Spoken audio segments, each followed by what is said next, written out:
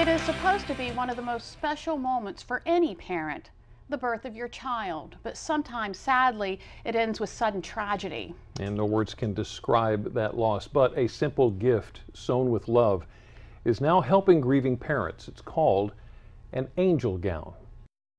I've had it preserved in my closet, but really not done anything, not even looked at it over the years. Marie Thompson recalls one of the happiest moments in her life, her wedding. The gown is being worn again, but not by Marie.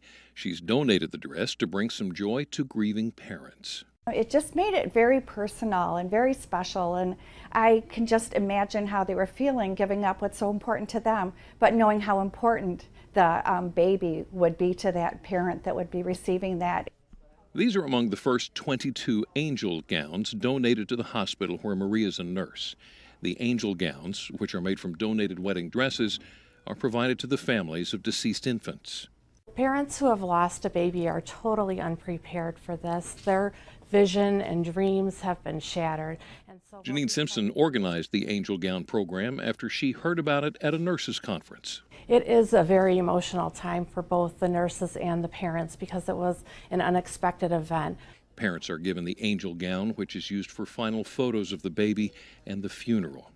Numbers from the Centers for Disease Control and Prevention show there were 24,000 infant deaths last year.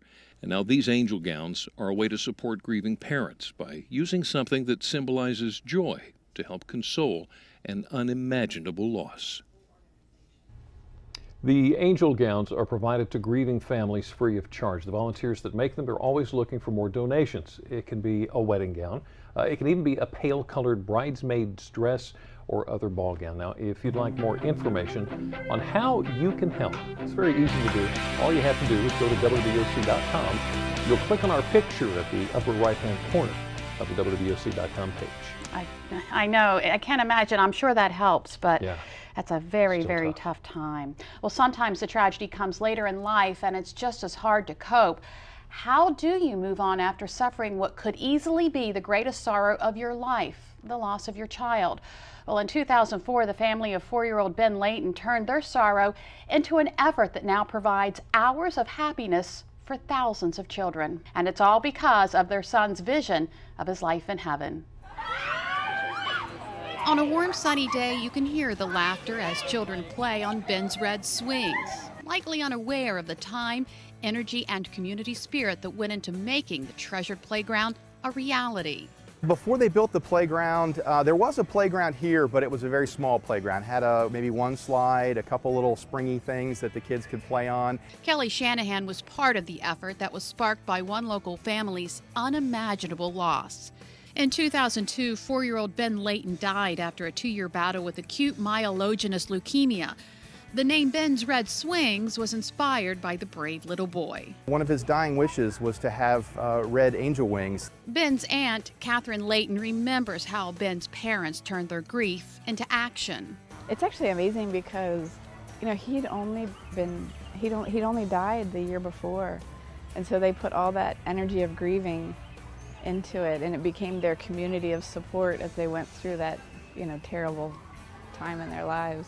And in May of 2004, Chris and Hendrika orchestrated an effort to have thousands of volunteers build the Ben's Red Swings playground at the Salisbury Zoo entrance of the city park. And that's not even to mention all of the businesses that got involved by donating money to help build it, supplies. It was amazing because no one really knew what we were getting into. Even we didn't know what we were getting into. And people volunteered, people donated money. It was, you know, kind of a dream and a fantasy. They didn't know what it would all, you know, culminate in. And I think one of the neat things is that people would volunteer, or maybe someone volunteered them to come down, and they would agree to an hour, but then they would get down here and they'd want to stay the day and come back the next day because they would start a project and they would want to see it. Even the design for the playground came from local school children. Before we built the playground, we went to the schools and we asked children what they wanted in a playground. And so our motto was, you know, designed by children, built by community. And it was because our local children wanted these elements in their playground. You know, they wanted a boat and they wanted a castle. And then we had children doing the tiles that are part of the tile wall. And then we also did the mosaics. And we used the theme of the zoo. So the theme was play like an animal. So you'll see the mosaics, you know, they'll say swing like a monkey or don't spit like a llama. And we took those mosaics to the schools and had, you know, kids put in the tiles.